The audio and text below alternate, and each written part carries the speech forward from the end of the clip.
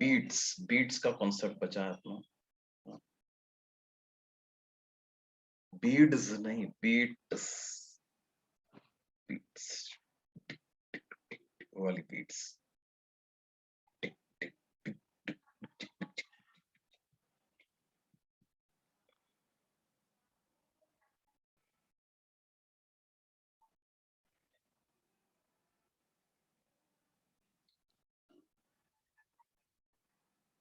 देखिए जी, तो हम जी बात करते हैं किसकी, जो साउंड वेव्स में हमारा अंतिम टॉपिक बचता है वो है क्या, बीट्स। बीट्स का मतलब क्या है जी, स्क्रीन शेयर कर रहे हैं।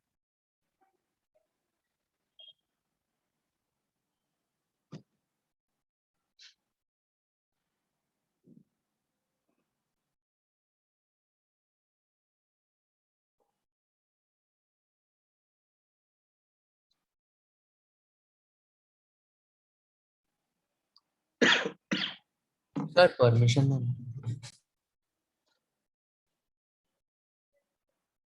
अरे अब तेरे को कितनी परमिशन चाहिए भाई। हम्म।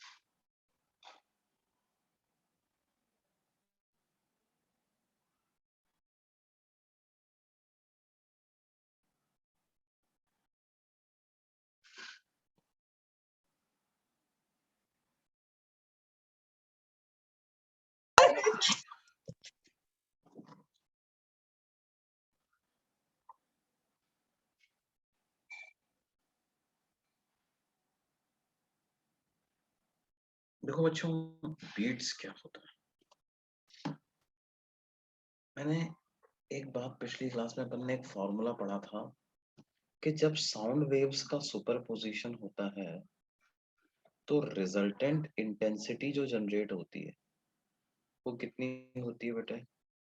सर परमिशन दो ना।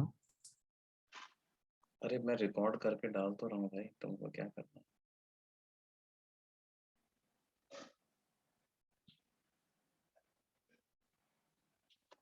रिजल्टेंट इंटेंसिटी क्या हो जाएगी, I1 plus I2 plus 2 root I1 I2 cos delta theta, ऐसी रिजल्टेंट इंटेंसिटी हो जाएगी कि नहीं, बोलिए जी। या रिजल्टेंट प्रेशर वेरिएशन का जो एम्पलीट्यूड हो जाए वो कितना हो जाएगा, डेल्टा पी एम वन का square plus delta P M two का square plus 2 times delta P M one delta P M two cos delta theta सब। अच्छा, हमने कोहेरेंट और इनकोहेरेंट सोर्सेस के बारे में बात बताई थी ना, क्या होते हैं कोहेरेंट और incoherent sources, what are coherent and incoherent sources. Coherent sources वो होते हैं जिनमें डेल्टा थीटा टाइम पे डिपेंड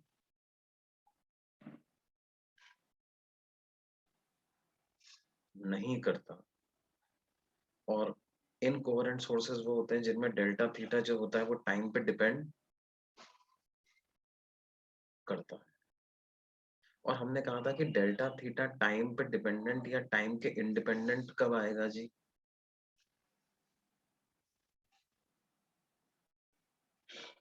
डेल्टा थीटा टाइम पे डिपेंडेंट या टाइम पे इंडिपेंडेंट कब आएगा जी?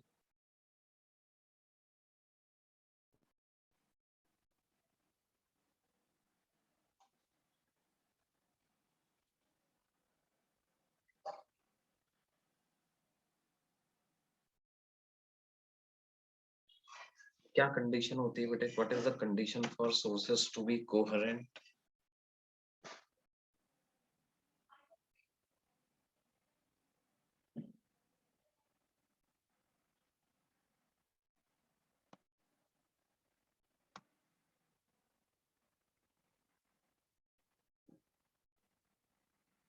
कोहेरेंट होने की क्या कंडीशन होगी बच्चों?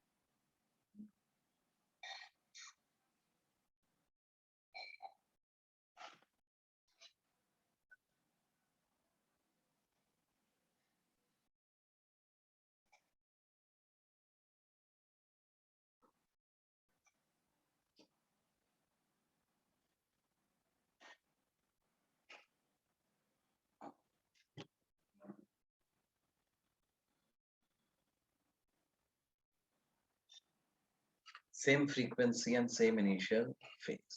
यस। अब देखो, होता क्या है कि अगर मान लो कोहेरेंट सोर्सेस का इंटरफेरेंस अगर हो रहा है, तब तो हमें जो किसी भी एक जगह पर इंटेंसिटी सुनाई देती है वो कांस्टेंट सुनाई देती है। अलग अलग जगह पर इंटेंसिटी अलग अलग सुनाई देती है।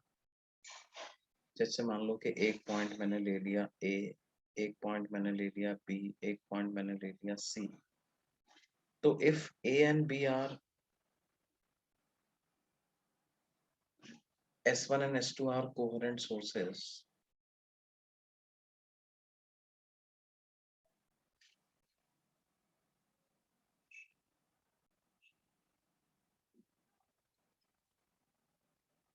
तो हम क्या बोलते हैं जी? Intensity at A, intensity at B, intensity at C remains constant with time।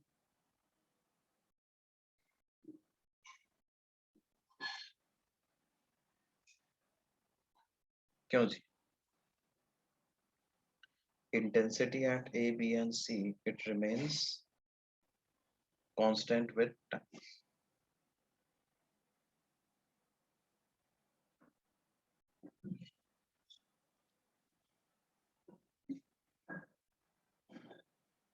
But intensity at A is different from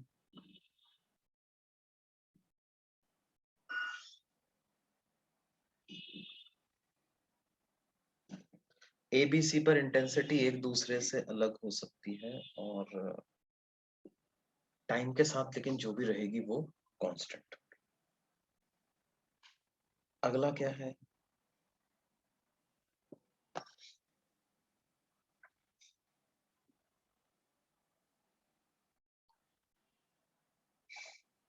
हमने पढ़ा था कि if S1 and S2 are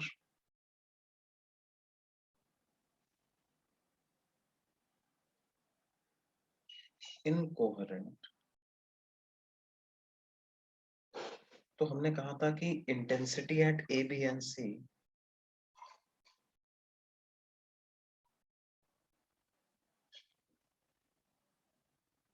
varies with time।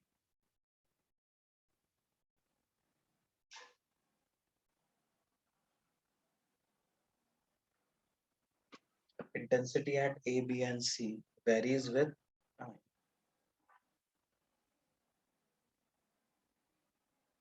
and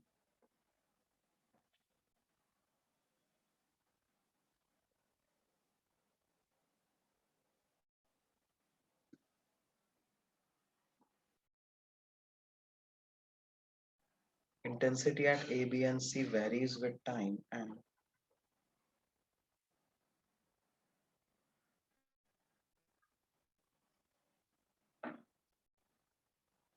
and if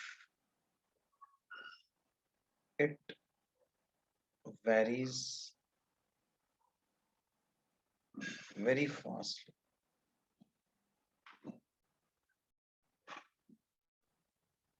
with a very high frequency,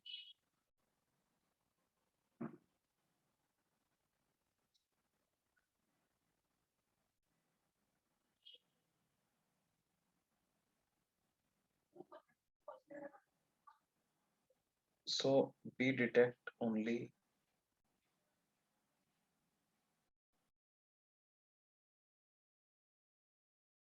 an average,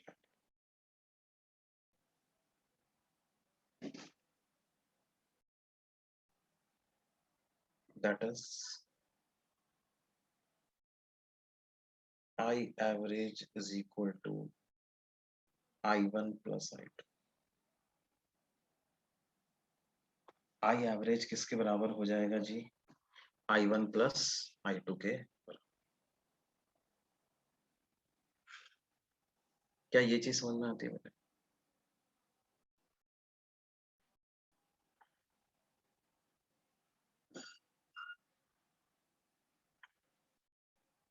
ये अपन देख चुके हैं।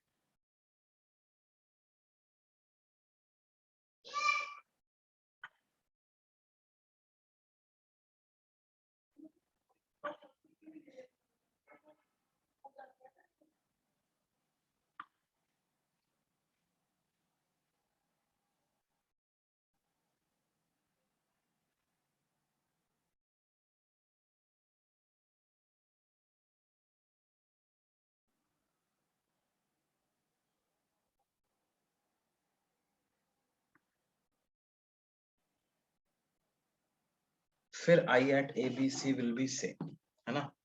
I at A का average value will be same at I at B का average value will be same at I at C का average value, and it will be I1 plus I2।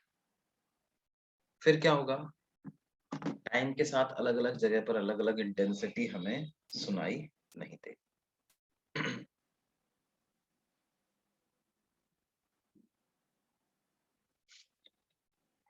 अब देखो ये बीट्स जो हैं ये incoherent sources से ही जनरेटेड वेव्स का फिनोमेना है।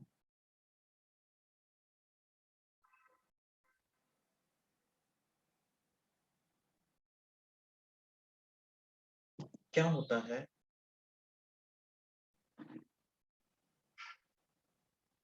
if S1 and S2 are sources of slightly different frequencies,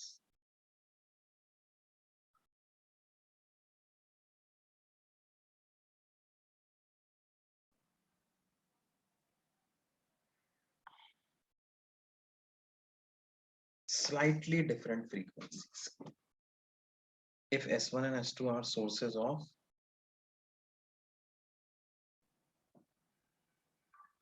slightly different frequencies,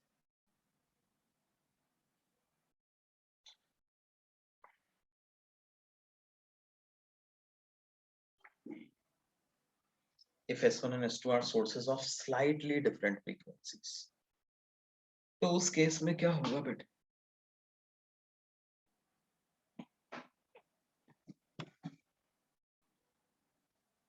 जैसे S1 से आने वाली प्रेशर वेव हो गई delta PM into sine of omega 1t minus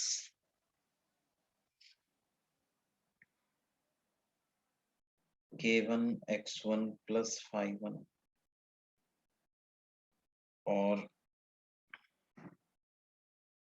ये हो गई delta pm two sine of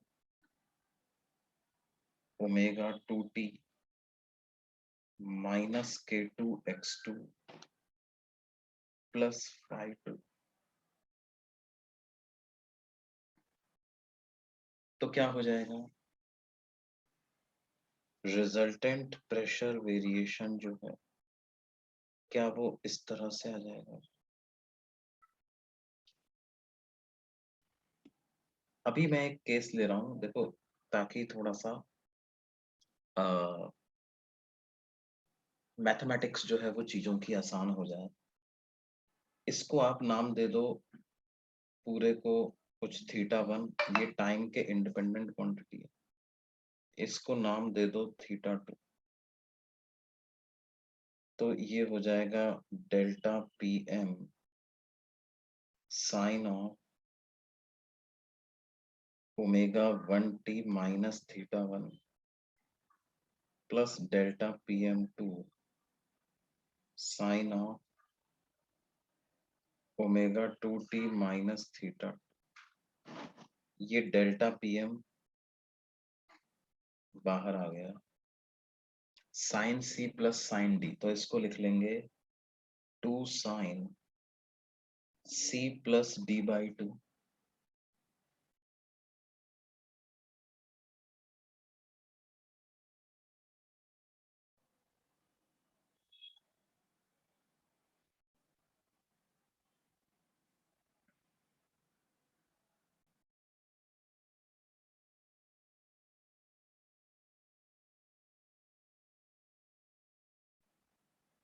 into cos of C minus D by, तो वो हो जाएगा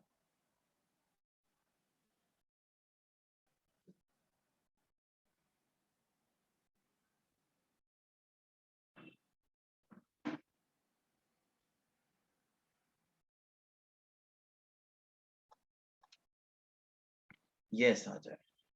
दो टाइम वेरिंग टर्म का प्रोडक्ट आ गया बेटा, दो टाइम वेरिंग टर्म का प्रोडक्ट आ गया ना। एक टर्म क्या है,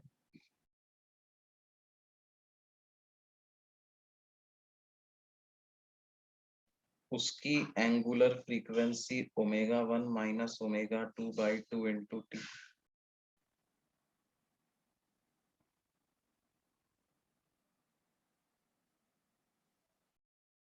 और दूसरे की फ्रीक्वेंसी क्या है, sine omega 1 plus omega 2 by 2 into T minus theta plus theta. अब जैसे मान लो मैं एक एग्जांपल लेता हूं कि एक वेव है 1000 हर्ट्ज की और दूसरी वेव है 1001 हर्ट्ज की। एक वेव है 1000 हर्ट्ज की, दूसरी वेव है 1001 हर्ट्ज।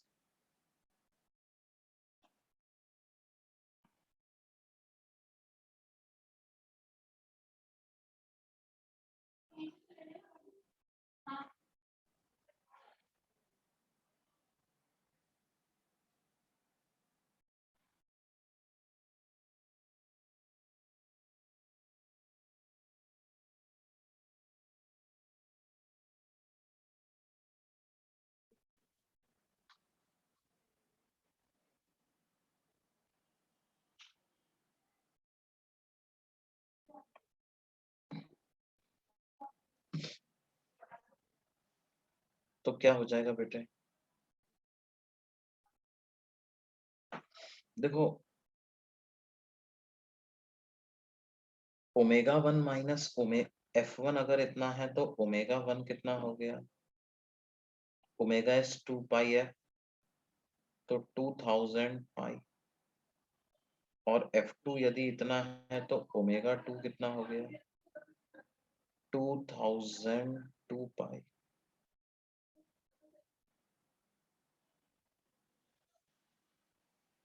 तो डेल्टा पी की रिजल्टेंट वैल्यू क्या आ गई?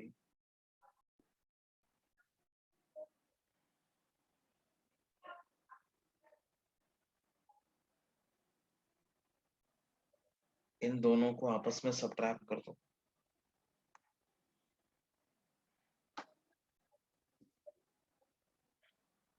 टू 2002 माइनस 2000 कर दोगे तो 2 पाई कर दोगे तो पाई टी आ जाएगा।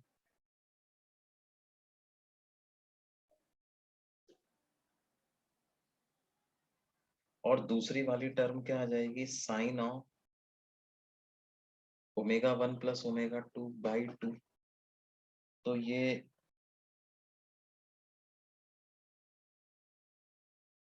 2001 पाई माइनस θ1 प्लस θ2/2 आ जाएगा।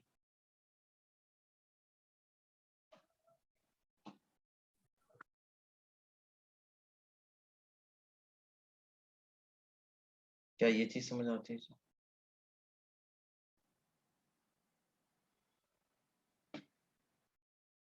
हाँ, और माइनस माइनस को छोड़ दो यार, मैं इसको F2 बोल देता हूँ, इसको F1 बोल देता हूँ, बस।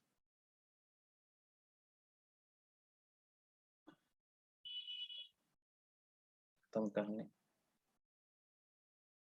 माइनस माइनस की क्या बात कर रहे हो? सर वहाँ 2001 पार्टी आएगा। क्या बोल रहे हो? क्या बोल रहे हो? टी आएगा?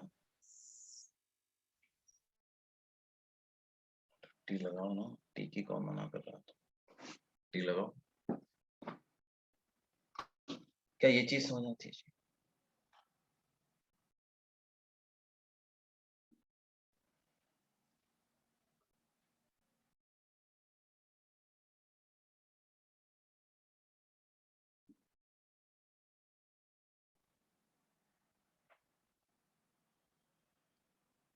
अब आप देखो ये दोनों टर्म को देखो यार, इस टर्म का टाइम पीरियड क्या है ऑसिलेशन का, ये इन दोनों को अलग अलग समझो।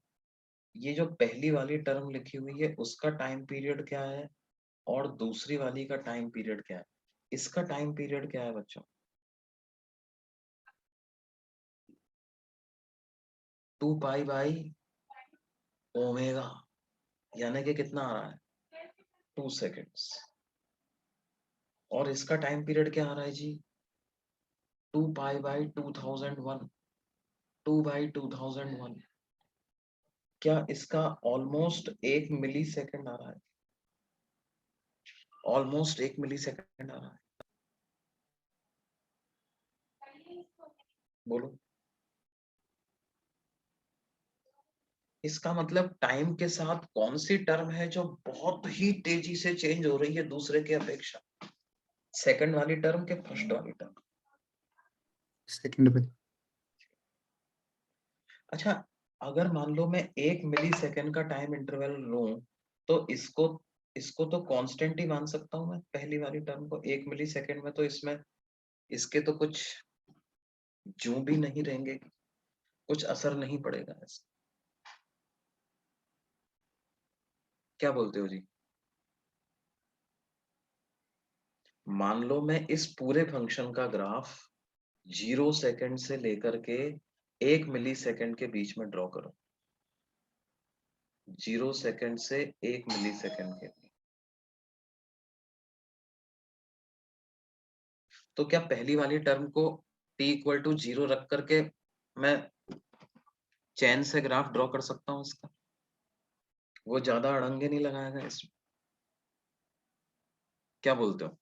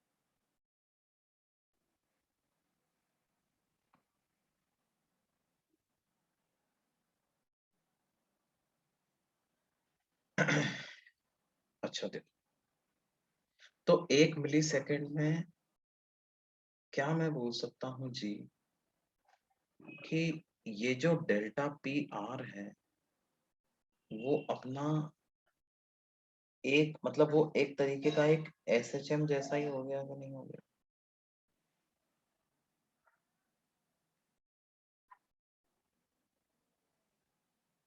बोलो बच्चा।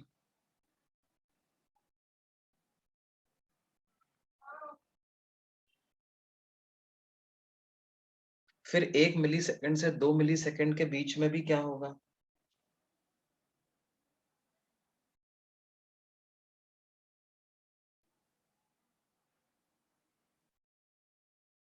अब देखना मैं ग्राफ बना रहा हूँ, आप लोग उसको जरा समझना।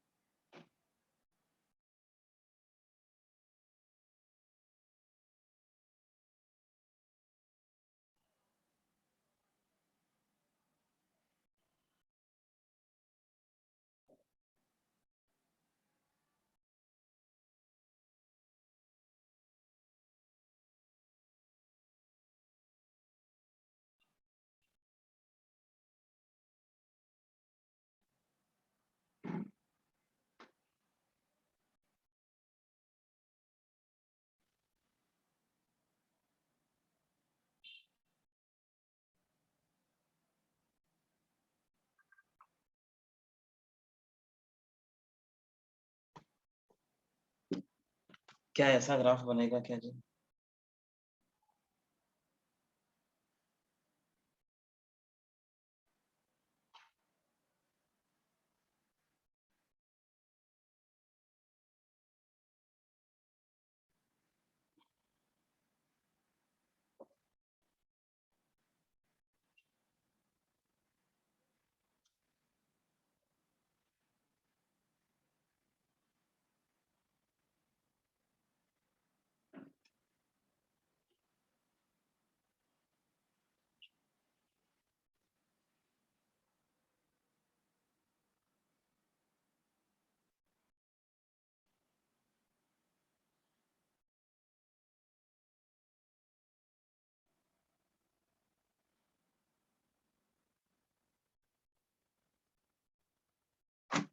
क्या इस तरह का ग्राफ बनता जाएगा?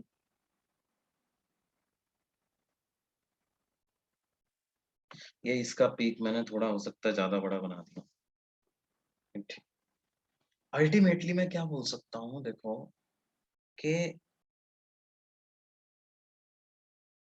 अगर आप क्या कर सकते हो ना, पता है क्या है? क्योंकि इन दोनों की फ्रीक्वेंसी में इतना डिफरेंस है कि जब ये वेरी कर रहा है तो उसको तो आप कांस्टेंट ही मान सकते हो। तो ये वाली जो चीज है ना आपकी, ये तो बन जाएगी एम्पलीट्यूड। ठीक है, ये तो आपका जो है वो 2 सेकंड में अपना एक ऑसिलेशन कंप्लीट कर रहा है। एंड विद इन दिस क्या हो रहा है?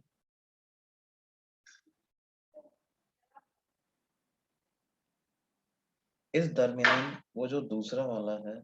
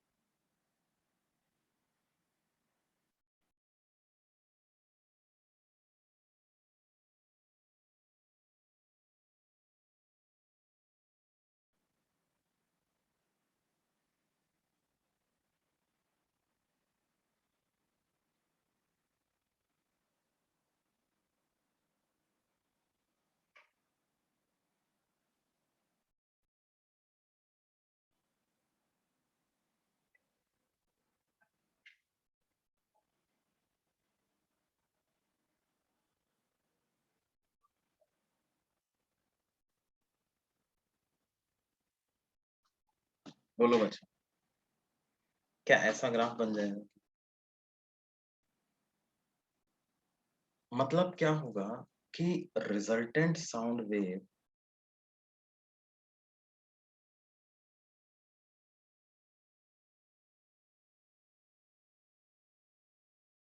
will have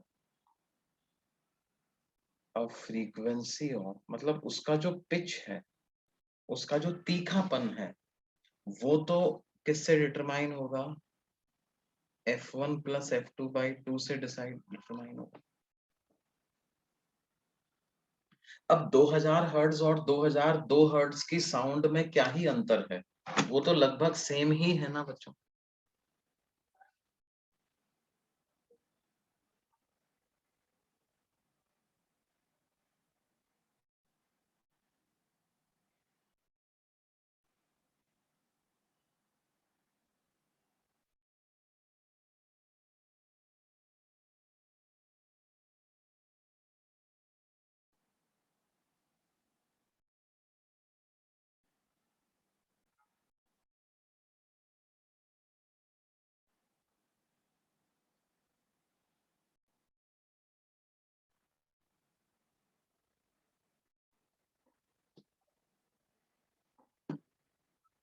और क्या होगा? It will have a time varying amplitude and hence time varying intensity. It will have a time varying amplitude and hence a time varying intensity. और उसकी frequency क्या होगी? It will be mod of f1 minus।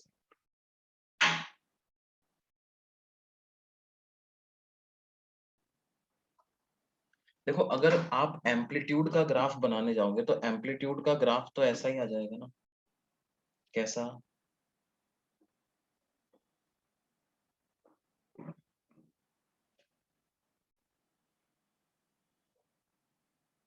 Amplitude का graph तो यही वाला आ जाएगा, zero से मैक्सिमम, मैक्सिमम से जीरो, जीरो से मैक्सिमम, मैक्सिमम से जीरो।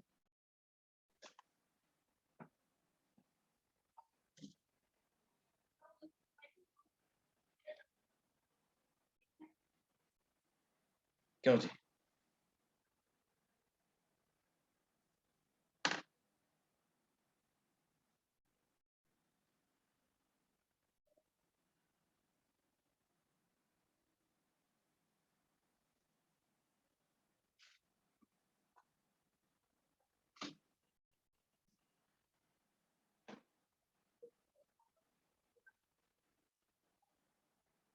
तो एम्पलीट्यूड वेरिएशन की फ्रीक्वेंसी को f1 माइनस f2 बाई 2 नहीं कहेंगे, एम्पलीट्यूड वेरिएशन की फ्रीक्वेंसी को क्या कहेंगे? f1 minus f2। क्यों बेटा?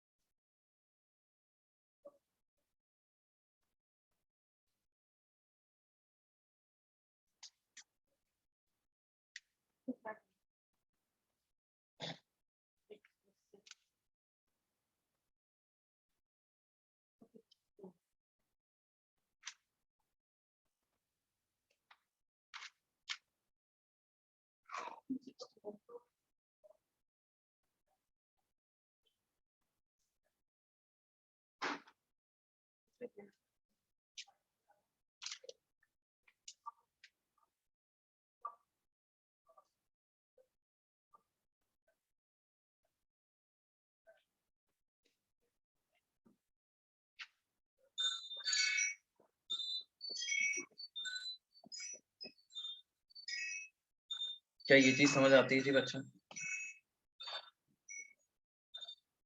कौन सा सेकंड पॉइंट?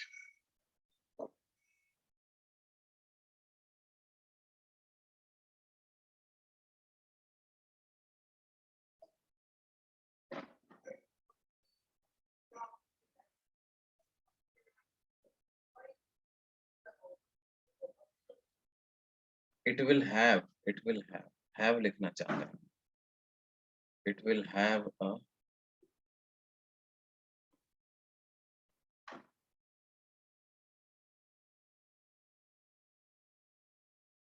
अब समझ में आ गया?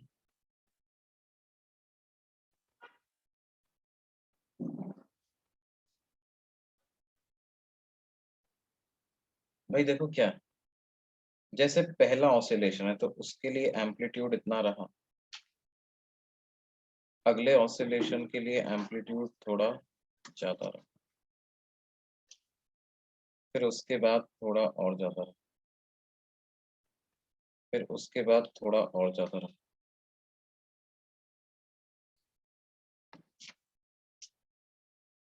क्यों जी? ये एम्पलीट्यूड बढ़ता जा रहा है ना, फिर मैक्सिमम हो जा रहा है, फिर कम हो रहा है।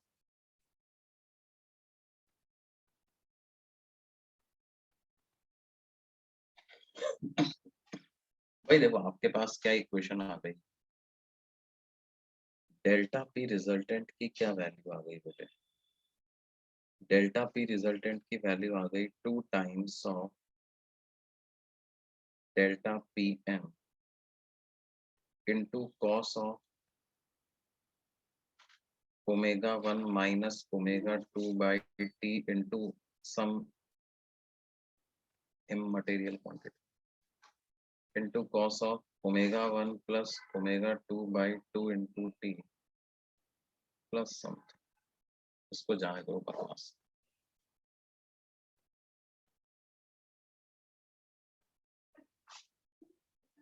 अब जैसा कि मैंने बताया था ये बहुत तेजी से फ्लक्चुएट हो रहा है, ये उतना तेजी से फ्लक्चुएट नहीं हो रहा। तो आप ऐसे समझ सकते हो कि जैसे कि मैं t इक्वल टू 0 पर देखूं, t इक्वल टू 0.5 सेकेंड्स पे जाके देखूं, या t इक्वल टू 1 सेकेंड पे जाके देखूं, तो इस समय पर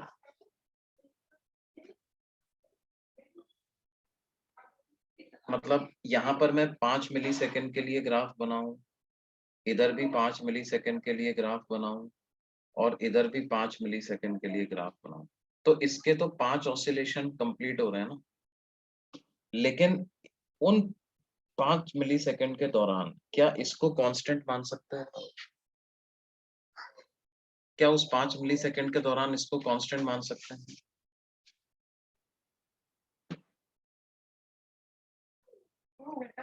उस 5 मिली सेकेंड के दौरान आप क्या कर सकता हो, इसको कांस्टेंट मान सकते हो। तो जो भी एम्पलीट्यूड की वैल्यू रहेगी, जो वॉट एवर दैट वैल्यू है, कम ज्यादा जितना भी रहेगा,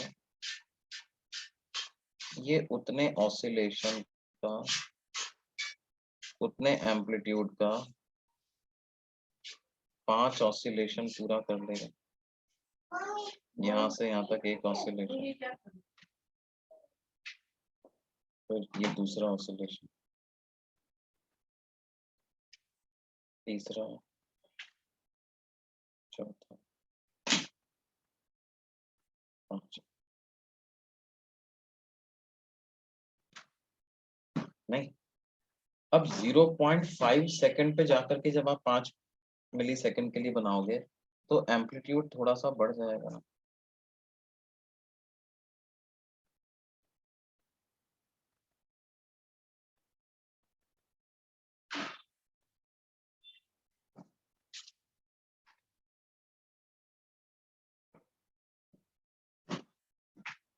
फिर यहाँ पे हो सकता है एम्पलीट्यूड कम हो जाए।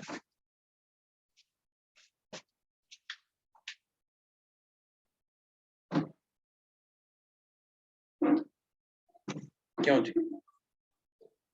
तो क्या मैं बोल सकता हूँ कि एम्पलीट्यूड इसका चेंज हो रहा है टाइम के साथ, amplitude is changing with time.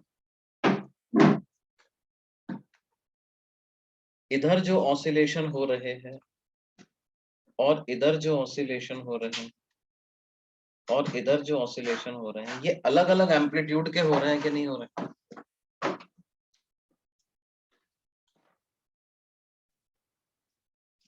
यहाँ जो ऑसिलेशन हो रहे हैं, यहाँ जो ऑसिलेशन हो रहे हैं, यहाँ जो ऑसिलेशन, क्या ये ऑसिलेशन अलग अलग एम्पलीट्यूड के है ना? और एम्पलीट्यूड कौन सी टर्म डिटरमाइन कर रही है? क्या ये वाली टर्म एम्पलीट्यूड डिटरमाइन कर रही है?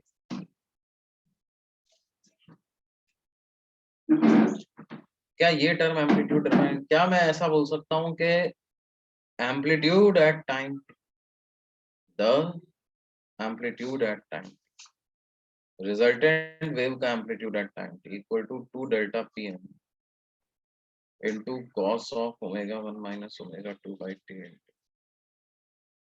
इस पूरे का भी मैग्नीट्यूड ले लेता हूं मैं, इस पूरे का भी क्या मैग्नेट ले लेता हूं,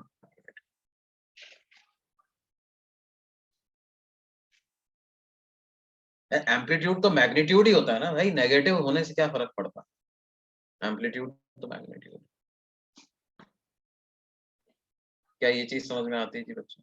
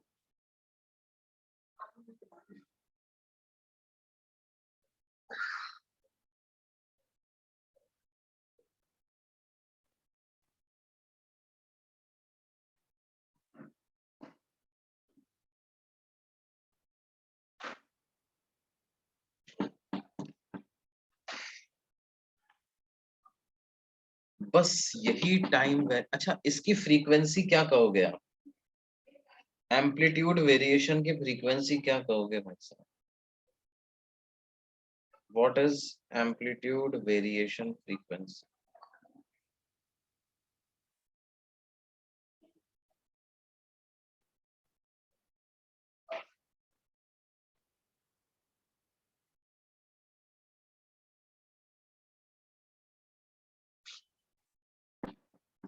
क्या ये मैं mod f1 minus mod f2 बोल सकता हूँ?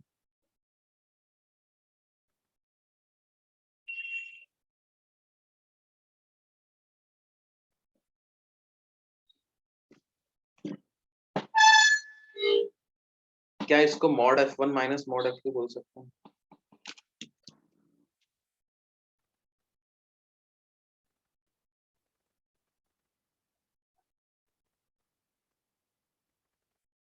देखो ओमेगा और फ्री, इसका टाइम पीरियड क्या है, इस मॉड वाली चीज का टाइम पीरियड क्या, क्या ये pi by omega 1 minus omega 2 by 2 है?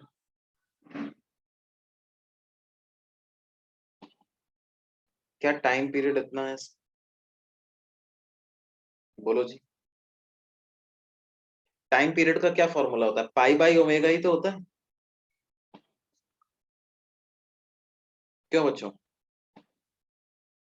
ये 2 पाई बाई ओमेगा होता है, क्या होता है जी, पाई बाई ओमेगा होता है कि 2 पाई बाई ओमेगा?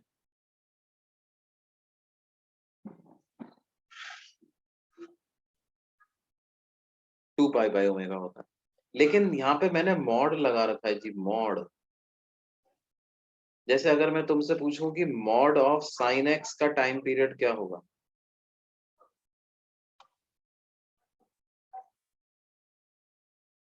या मॉड ऑफ साइन के एक्स का टाइम पीरियड क्या होगा, इसका टाइम पीरियड 2 पाई होगा कि पाई होगा? पाई। इसका क्या होगा, पाई बाई के 2 पाई बाई के?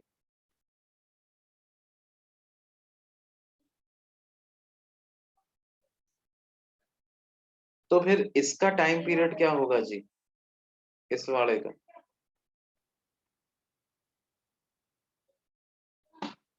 एम्पलीट्यूड, क्या मैं मॉड लगाना पड़ेगा ना अपने को, तो मॉड लगने के बाद क्या 2 पाई बाई ओमेगा करना चाहिए कि पाई बाई ओमेगा करना चाहिए?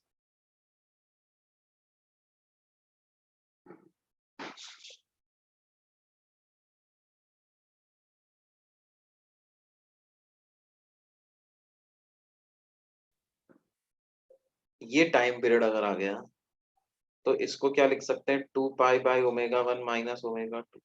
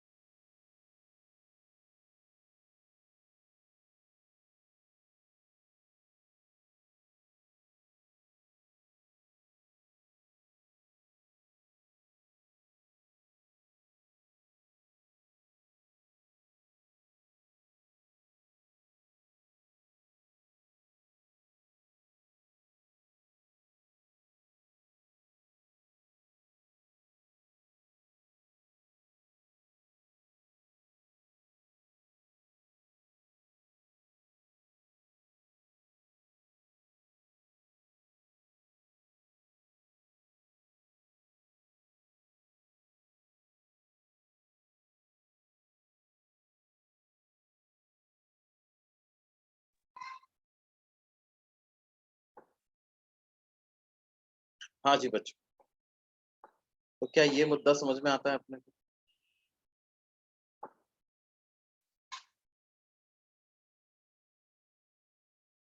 अगर टाइम पीरियड इतना हो गया तो फ्रीक्वेंसी क्या हो जाएगी, क्या frequency omega 1 minus omega 2 by 2 पाई हो जाएगी?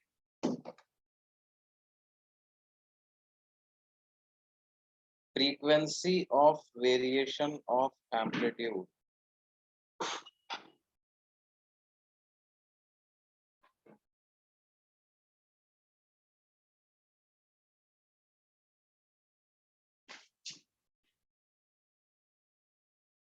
which will be same as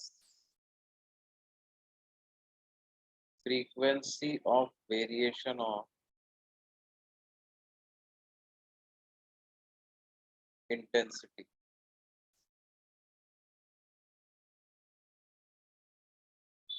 वो हो गई omega 1 minus omega 2 by 2 pi. इसको आप लिख लो omega 1 by 2 pi minus omega 2 by 2 pi. Omega 1 by 2 pi को f1 और ओमेगा 2 बाई 2 पाई को f2 लिख सकते हैं।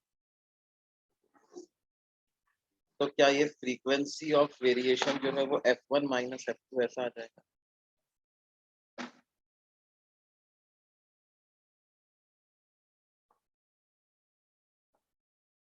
बोलिए बच्चे, क्या ये फ्रीक्वेंसी ऑफ वेरिएशन इतना आ जाएगा बच्चे?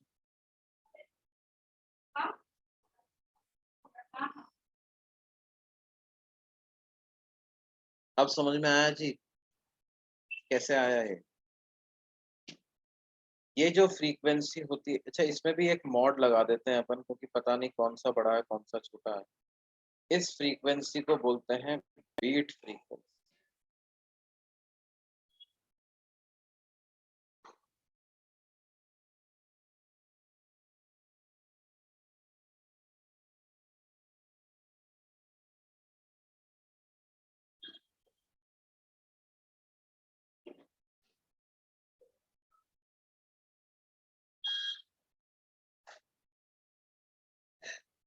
बोलिए जी।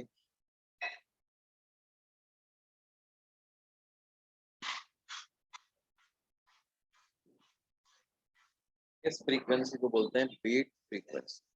मतलब अगर ओवरऑल अपन समझ डेवलप करें कि सर ये फिजिकली होगा क्या, इस चीज को समराइज कर दो, तो भाई यार सीधी सी बात है कि अगर मैंने दो सोर्स लिए, एक 1000 हर्ट्ज का, एक 1001 हर्ट्ज का, तो क्या होगा, मेरे को आवाज तो जो सुनाई देगी उसका पिच तो ऑलमोस्ट 1000 हर्ट्ज के आसपास का ही सुनाई देगा। एग्जैक्ट अगर मैं बात करूं तो 1000 प्लस 1000 1/2 कर दो तो कितना आ गया, 1000.5 आ गया।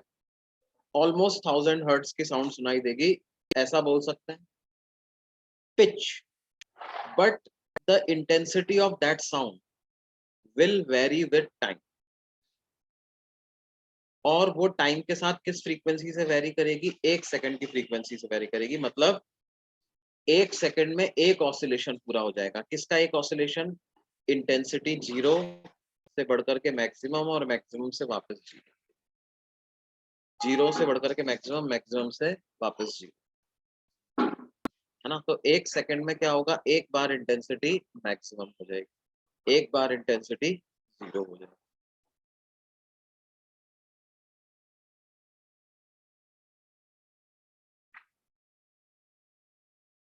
इस फिनोमेना को क्या बोलते हैं? Formation of beats.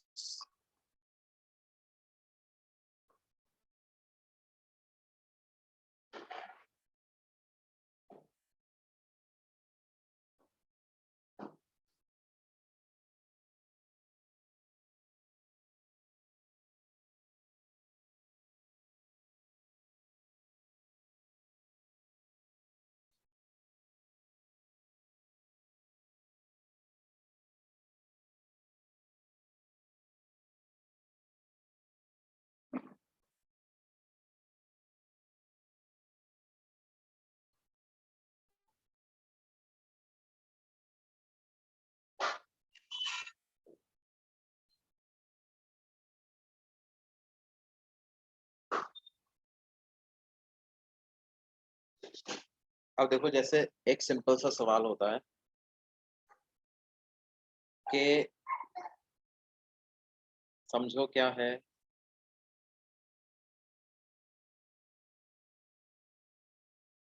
एक वॉल है ना, और एक सोर्स है,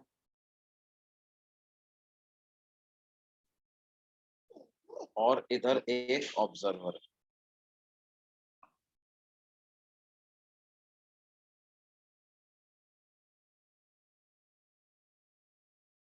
सोर्स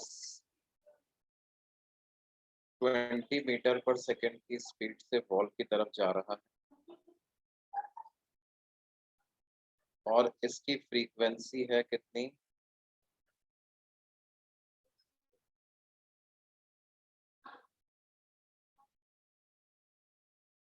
3600 हर्ट्ज। हमको पूछा जा रहा है फाइंड द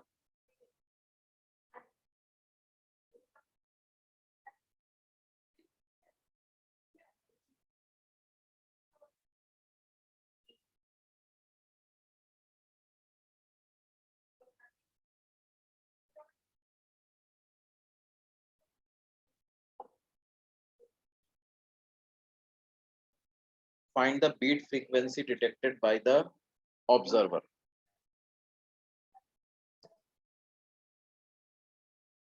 क्या ये पता लगा सकते हैं जी? Beat frequency detected by the observer क्या होगा?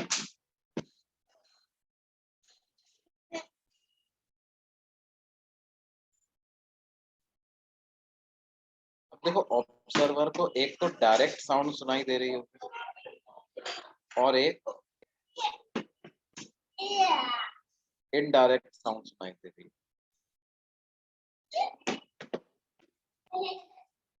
तो डायरेक्ट साउंड क्या सुनाई दे रही होगी बेटे?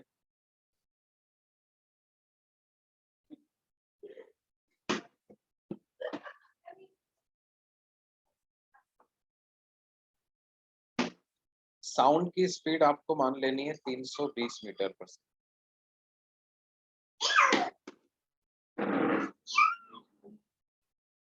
तो जो डायरेक्ट साउंड सुनाई दे रही होगी, अच्छा बताओ डायरेक्ट साउंड क्या होगी?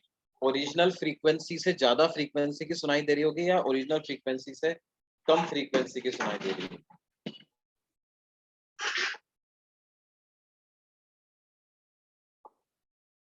डायरेक्ट साउंड जो सुनाई दे रही होगी ओरिजिनल फ्रीक्वेंसी से ज्यादा सुनाई दे रही होगी या कम? कम, है ना? कैसे लिखेंगे उसको? V upon V plus VS into F ऐसा लिखेंगे, तो वो कितना हो जाएगा? 320 अपॉन 320 प्लस 20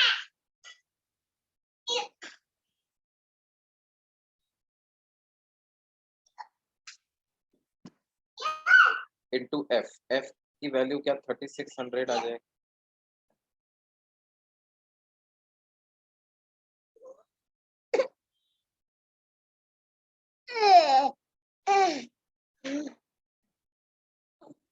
और जो इनडायरेक्ट उसको सुनाई दे रही होगी,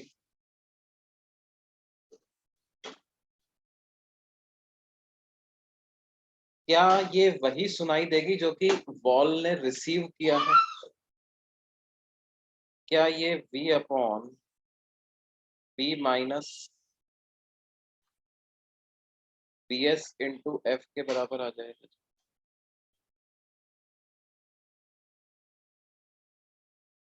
अब अगर बीट फ्रीक्वेंसी की बात मैं करूं, तो बीट फ्रीक्वेंसी क्या हो जाएगी?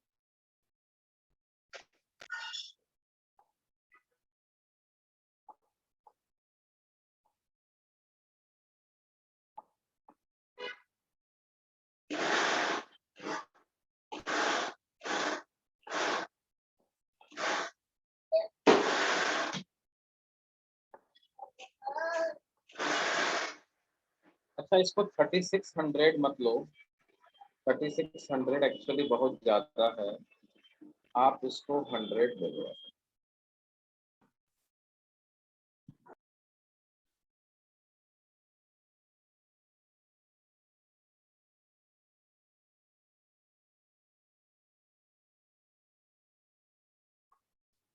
तो ये 320 कॉमन आता है, ये हो जाएगा 320 का स्क्वायर माइनस 20 का स्क्वायर डिवाइडेड मल्टीप्लाई बाय कितना 40। तो क्या इसकी वैल्यू अप्रोक्सीमेटली हम ऐसा लिख सकते हैं?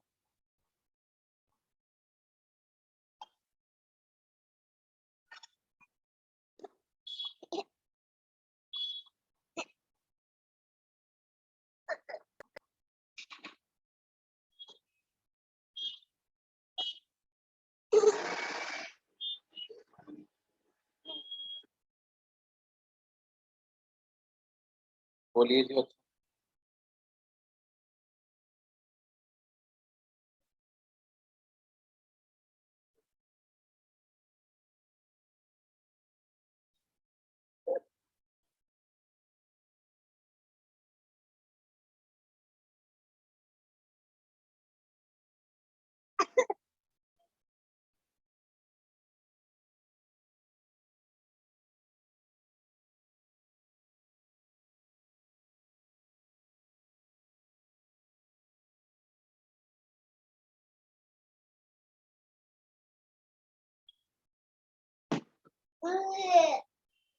क्यों बेटा? तो कितनी आ जाएगी ये बीट फ्रीक्वेंसी लगभग भाई?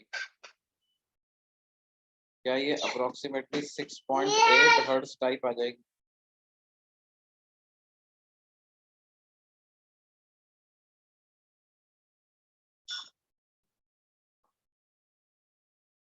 सौ से मल्टीप्लाई कर दिया ना मैंने, यहाँ पे 100 से मल्टीप्लाई कर दिया वाली step.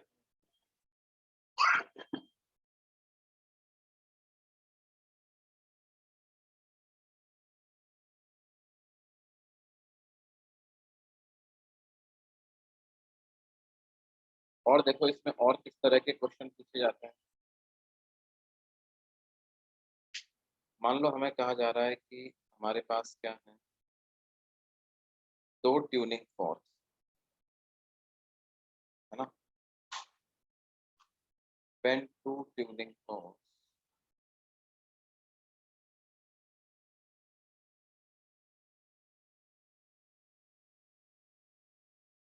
are sounded together,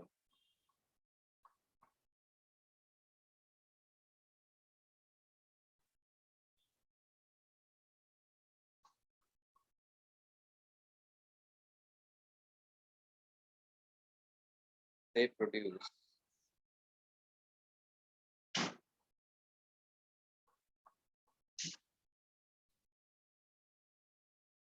beats of frequencies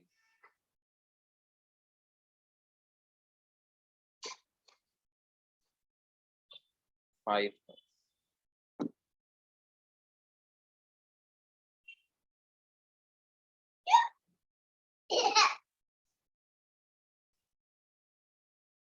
When A is 5,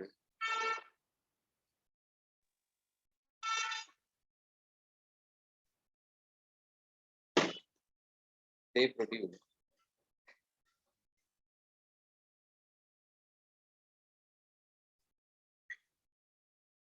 beat frequency of, या आप ऐसे लिखो when A is 5, beat frequency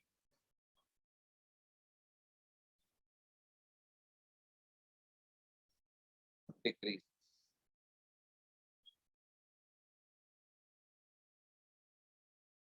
If frequency of B was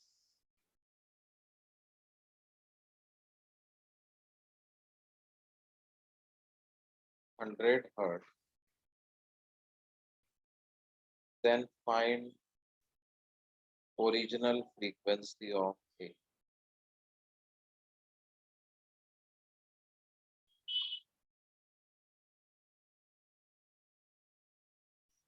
इसमें एक बात हमें ये ध्यान रखनी है कि जी फाइलिंग का मतलब क्या होता है। ए को फाइल कर दिया, इसका मतलब क्या कर दिया बच्चों,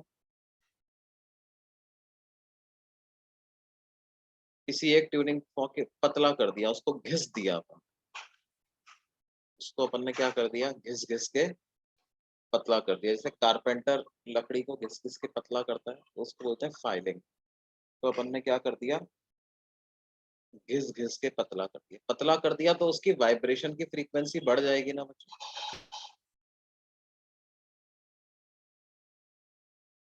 अब देखो जो पहली इंफॉर्मेशन दी हुई है उसके मुताबिक तो मैं ये लिख सकता हूँ कि ए और बी की फ्रीक्वेंसी में जो डिफरेंस है वो कितने का है जी, वो 5 हर्ट्ज का है ओरिजिनली।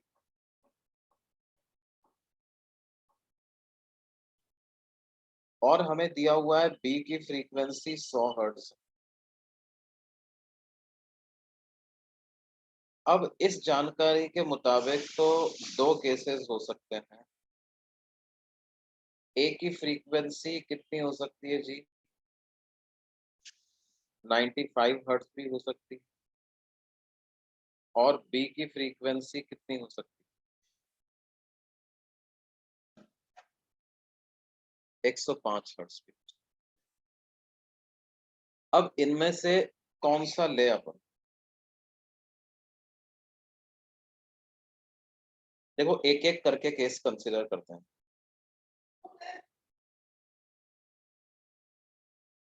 अगर मान लो ए की फ्रीक्वेंसी पहले से 95 हर्ट्ज थी, अब आपने उसको फाइलिंग कर दिया, फाइलिंग कर दिया तो उसकी फ्रीक्वेंसी बढ़ जाएगी,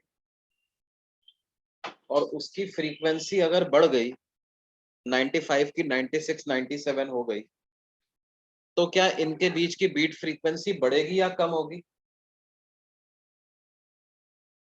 कम होगी। और क्वेश्चन में यही दिया हुआ है कि कम होनी चाहिए। तो क्या इन दोनों में से 95 हमारा सही बैठता है?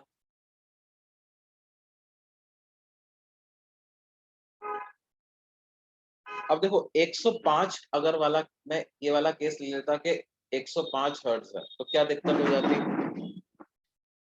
105 और 100 के बीच का अंतर तो 5 है, ठीक है। आपने फाइलिंग कर दिया, एक ही फ्रीक्वेंसी बढ़ गई, 106 हो गई, 107 हो गई, तो बीट फ्रीक्वेंसी बढ़ जाएगी, जबकि हमें केस में अदरवाइज दिया हुआ है, बोल रहे हैं बीट फ्रीक्वेंसी कम हो जाती है। तो इसलिए इसको हम एज आवर आंसर एक्सेप्ट नहीं कर सकते। क्या ये चीज समझ आती है? तो बीट्स का पूरा मुद्दा समझ में आया, बीट्स क्या होता है, कैसे बनती हैं, बीट फ्रीक्वेंसी किसे कहते हैं, और बीट्स किस तरह के क्वेश्चंस पूछे जा सकते। इसी तरह के क्वेश्चंस जो है वो बीट्स में बनते हैं।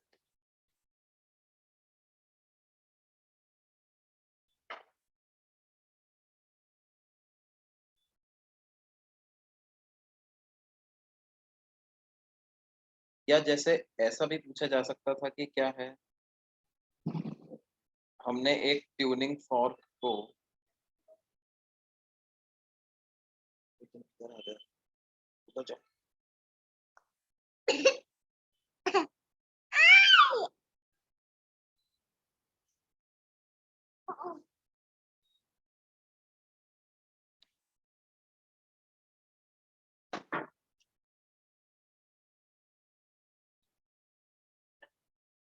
जैसे मान लो हमसे कहा जाए कि एक ट्यूनिंग फॉर्क को spring fixed at both ends के साथ मैंने वाइब्रेट कर रहा है।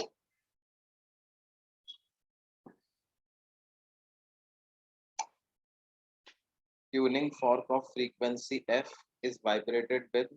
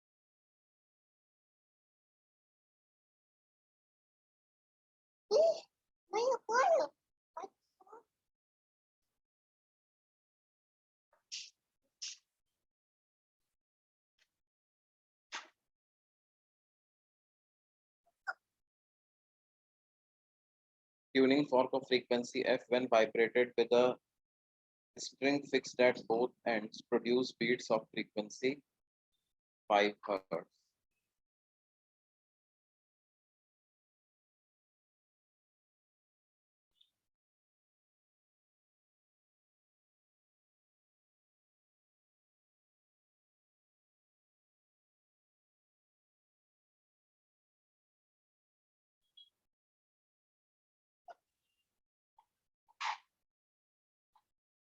When tension in the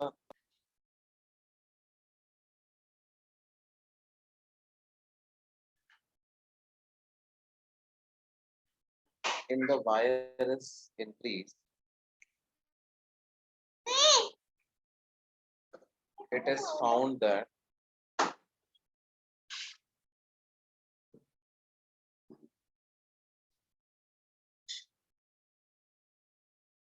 beat frequency increases.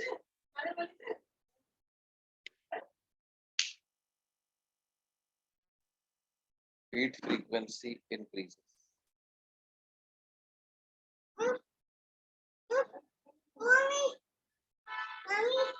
If f is 100 Hz, find original frequency of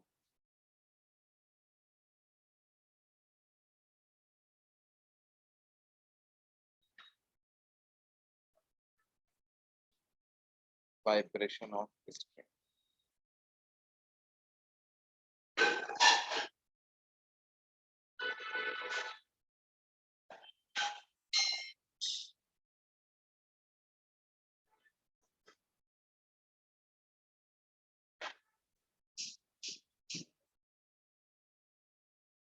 देखो ट्यूनिंग फॉर्क की फ्रीक्वेंसी 100 हर्ट्ज है, तो फ्रीक्वेंसी ऑफ स्ट्रिंग क्या हो सकती है? 95 या 105, कुछ भी हो सकता है।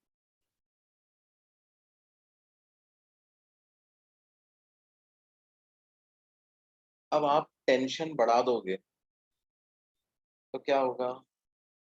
स्ट्रिंग की फ्रीक्वेंसी बढ़ जाएगी।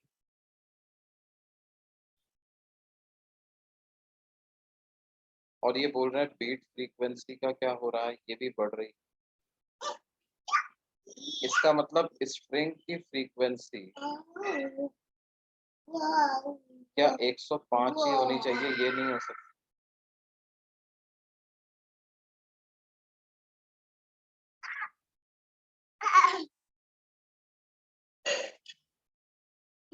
अच्छा, जैसे मैंने एक टर्म बताई थी ना कि ट्यूनिंग फॉर्क को फाइल कर दिया, उसी तरह से एक और टर्म होती है, tuning fork is loaded with wax. Tuning fork is loaded with wax. तो if tuning fork is loaded with wax तो क्या होगा बच्चों?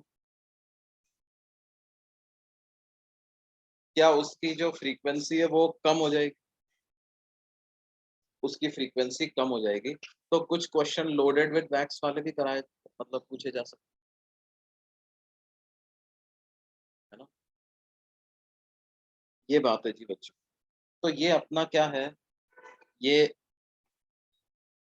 बीट्स वाला जो पार्ट है ये खत्म होता है। ठीक है।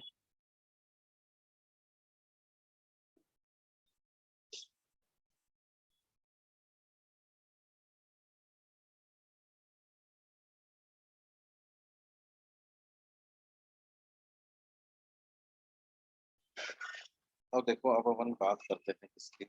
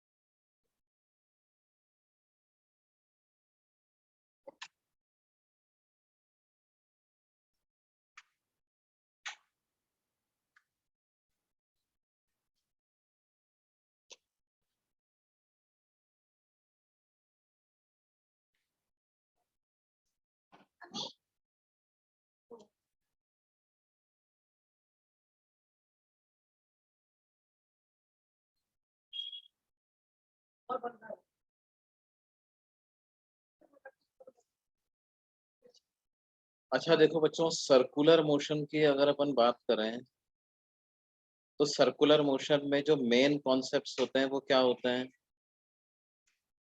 Direction of angular velocity and angular acceleration क्या होता है?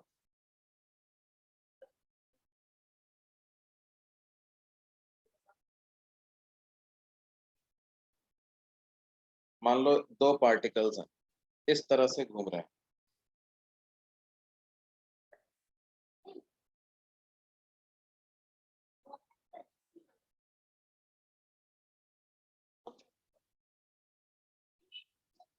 तो डायरेक्शन ऑफ ओमेगा वेक्टर क्या होगा?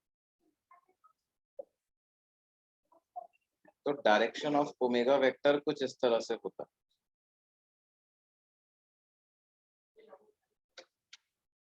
और इस वाले केस में डायरेक्शन ऑफ ओमेगा वेक्टर नीचे।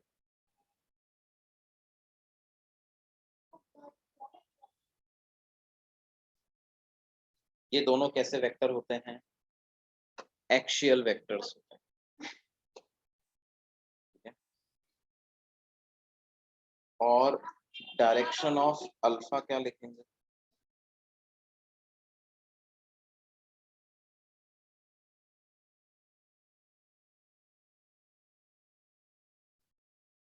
डायरेक्शन अल्फा भी एक्सियल वेक्टर ही होता है, लेकिन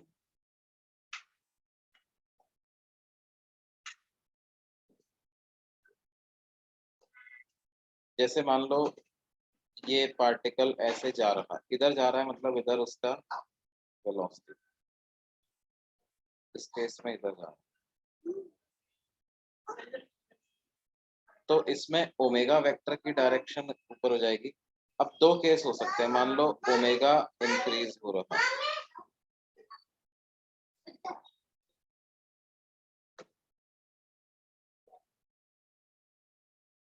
तो that means alpha and omega are parallel.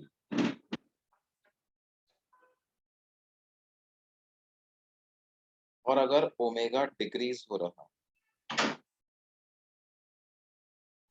तो alpha and omega are anti parallel.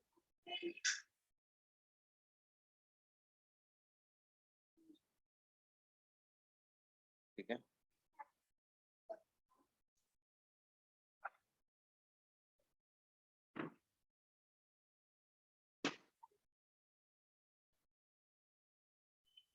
क्या चीज समझ में आती है?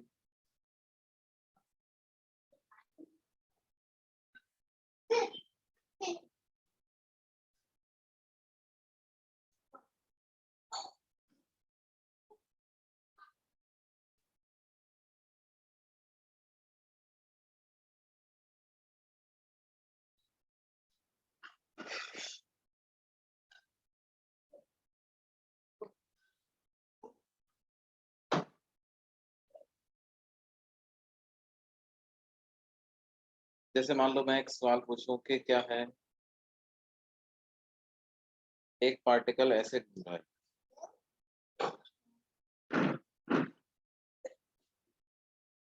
and omega decreases with time.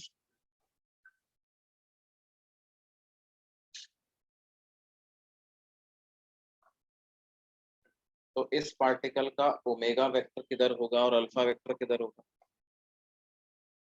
तो ओमेगा वेक्टर तो होगा ऐसा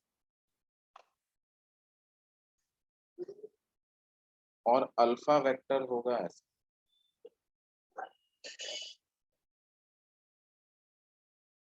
समझ रहे हैं जी?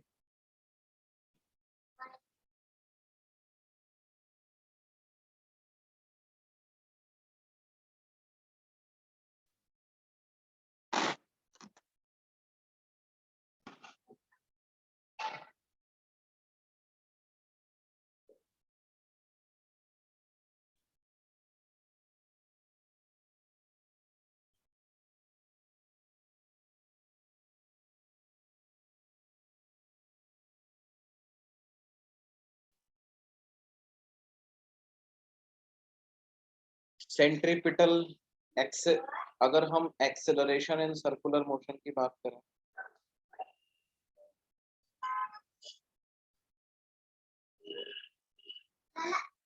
तो दो होते हैं, सेंट्रीपिटल एंड टेंजेंशियल।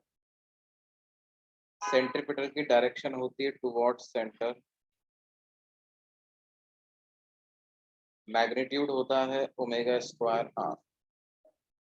टेंजेंशियल की डायरेक्शन होती है अलोंग टेंजेंट, और डायरेक्शन होती है क्या, मतलब मैग्नीट्यूड होता है अल्फा आर, या इसको rate of change of speed भी बोलते हैं। इसको rate of change of speed भी बोलते हैं।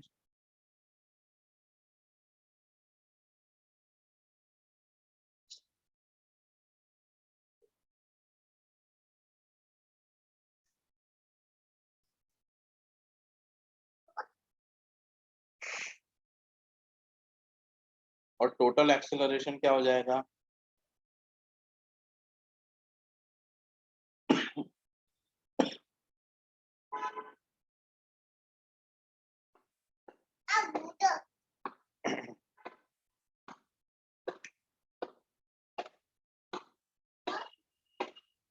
क्या ये ऐसा हो जाएगा जी?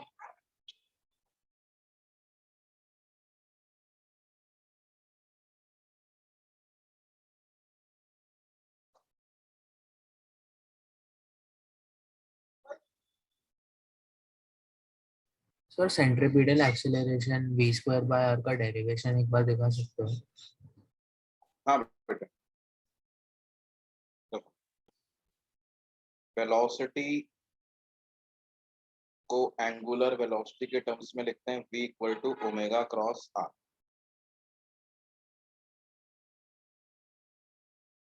तो dv वेक्टर बाय dt क्या हो जाता है? Omega cross dr by dt plus d omega by dt cross r।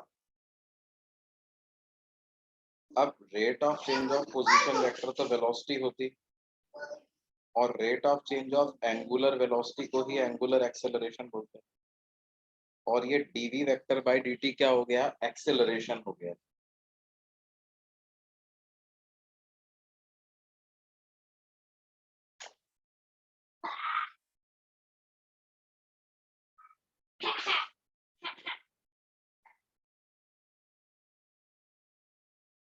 अब देखो ओमेगा और वेलोसिटी के बीच में एंगल 90 डिग्री होता है, तो magnitude of omega cross v क्या हो जाएगा? Omega multiplied by v। और ओमेगा को क्या लिख सकते हैं? v by r। तो ये वैल्यू क्या हो गई बेटे? v square by r। और ओमेगा क्रॉस v का डायरेक्शन क्या होगा? जैसे मान लो पार्टिकल इस तरह से मूव कर रहा है, अब जब पार्टिकल इस इंस्टेंट पे है तो वेलोसिटी तो इस डायरेक्शन में, और एंगुलर वेलोसिटी किधर है? एंगुलर वेलोसिटी ऊपर है। तो ओमेगा क्रॉस v की क्या वैल्यू आ जाएगी? क्या ओमेगा क्रॉस v की वैल्यू ऐसे आ जाएगी?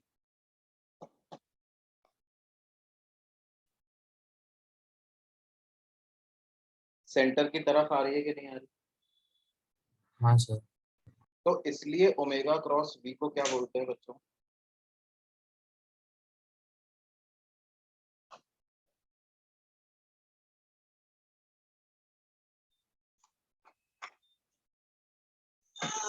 Centripetal acceleration.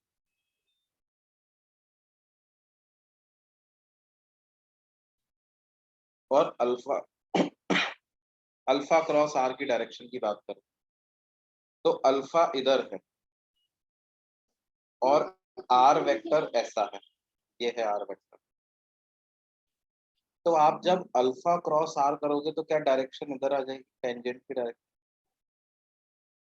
मतलब इसको आप ऐसे समझो, ना समझ लो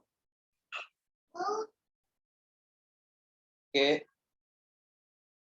ये r वेक्टर है, पार्टिकल मान लो इस तरह से घूम रहा है, तो अल्फा वेक्टर ऊपर की तरफ है प्लेन के बाहर आते हुए। अब अगर मैं अल्फा क्रॉस r करता हूं तो क्या अल्फा क्रॉस r की डायरेक्शन ऐसे आ जाएगी? In the direction of instantaneous velocity. उसी तरह से अगर ओमेगा क्रॉस v करते हो तो वो डायरेक्शन इधर आ जाती है। मतलब एक एक्सेलरेशन में दो टर्म है, omega cross v, alpha cross r। Omega cross v की डायरेक्शन क्या आ गई?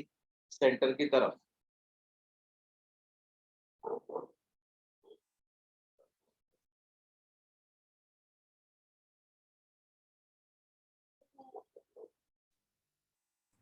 सर ये वाला डेरिवेशन बोर्ड में चलेगा? ये वाला डेरिवेशन बोर्ड में, हाँ बिल्कुल काम करेगा। इनफैक्ट एचएससी में शायद यही वाला डेरिवेशन दिया ही हुआ है उन्होंने।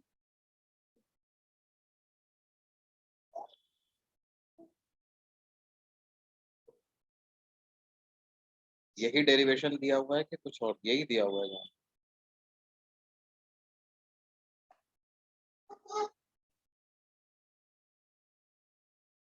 या अभी लेटेस्ट वाले बुक में से उन्होंने हटा ही दिया ये वाला डेरिवेशन? पहले जो बुक हुआ करती थी उसमें यही डेरिवेशन होता था।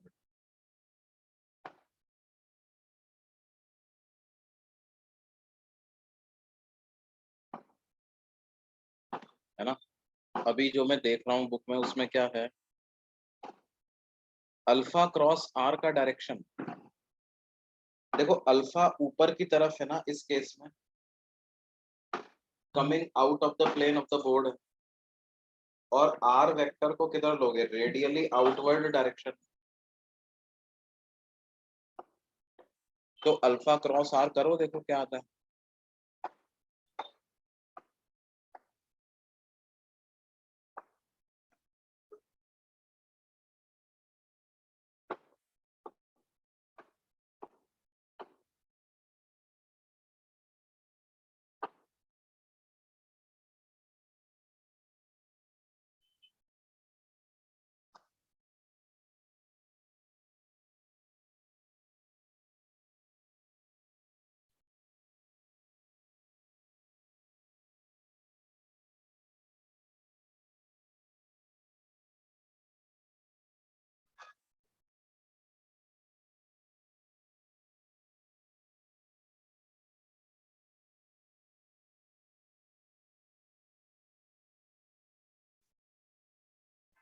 अलोंग टेंजेंट है। yes.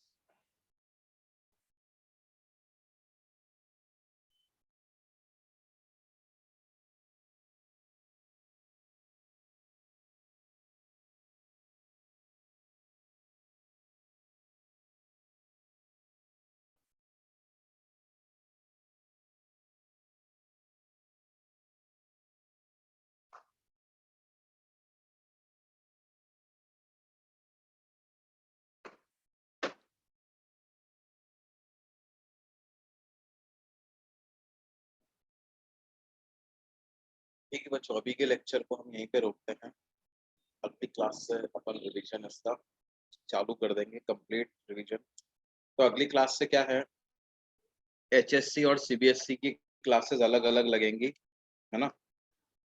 एचएससी में अपन बोर्ड स्पेसिफिक ही जिसको रिवीजन करना है वो एचएससी की अटेंड करे, और जिसको थोड़ा मेंस के हिसाब से करना है वो सीबीएसई वाले अभी अटेंड करे। फिर एक बार एचएससी का जब एग्जाम खत्म हो जाएगा तो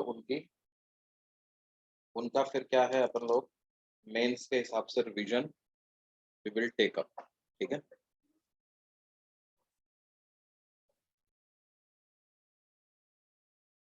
हाँ, नोट्स तो भेज